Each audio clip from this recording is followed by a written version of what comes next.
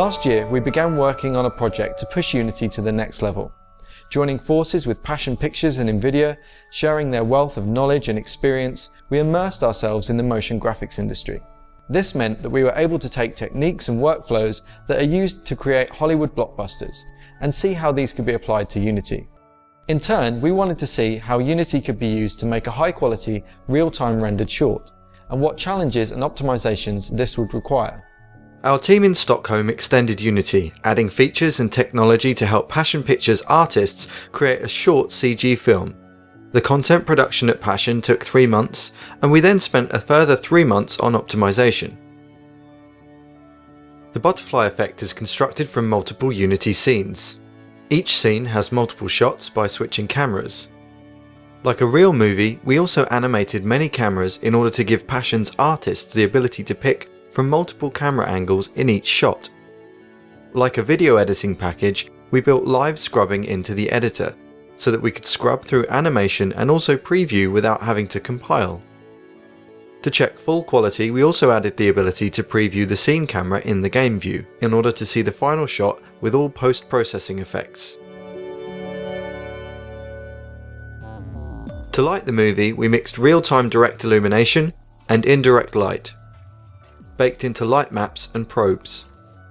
For quality and performance, we baked shadows separately from the light maps, giving us more control to combine baked and dynamic lighting.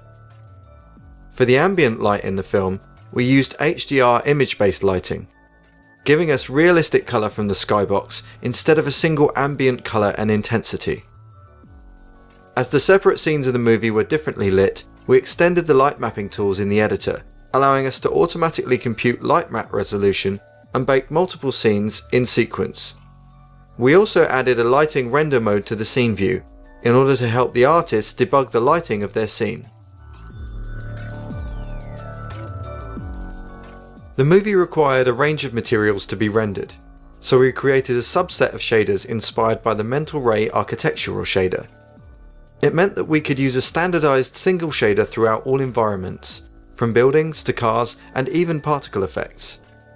This gave us near offline rendering quality, proved to be intuitive for us, and was already familiar to the CG artists we were collaborating with.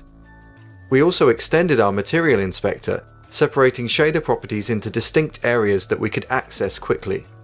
Another feature we implemented was reflection probes. Similar to Unity's light probe workflow, we could set up baked or dynamic reflections which are passed directly to the shaders.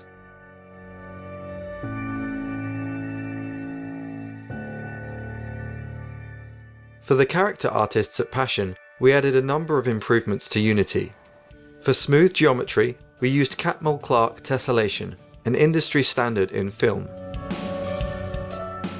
To create extreme facial expressions like screaming and shouting, we used blend shapes to deform the face.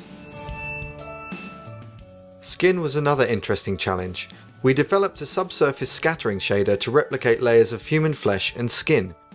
This was done using 3 layers of texture space diffusion and 2 specular overlays. Its translucency meant that we could also reuse this shader later for plastic surfaces in the movie, such as the balloons and the kettle. Our friends at NVIDIA gave us the characters' hair and slippers. The variety of styles is defined by a set of guide hairs, which are then amplified by hardware tessellation on the GPU. This gives us the volume and flexibility you see in various scenes in the movie. Throughout the butterfly effect, our hero makes a mess of the city, smashing through windows, invading personal space, and generally wreaking havoc. For this, we used the standard rigid body physics and shuriken particle systems inside Unity today.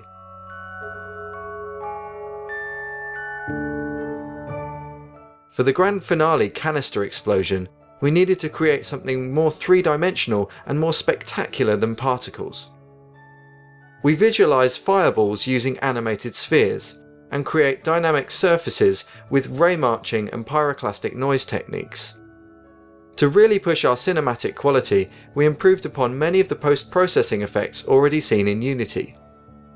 This includes many hallmarks of real cameras, such as depth of field and bokeh, and many offline editing techniques such as lookup tables for grading, plus bloom and lens flare effects for that J.J. Abrams feel. The Butterfly Effect project taught us a lot, and it took Unity to places it's never been before. We plan to take many of the improvements we've developed and roll them into the product throughout the 4X cycle and beyond. The first of these improvements is the DirectX 11 support and improved post-processing effects that you'll see in Unity 4.0. And we're really excited to see the amazing things that you will do with them.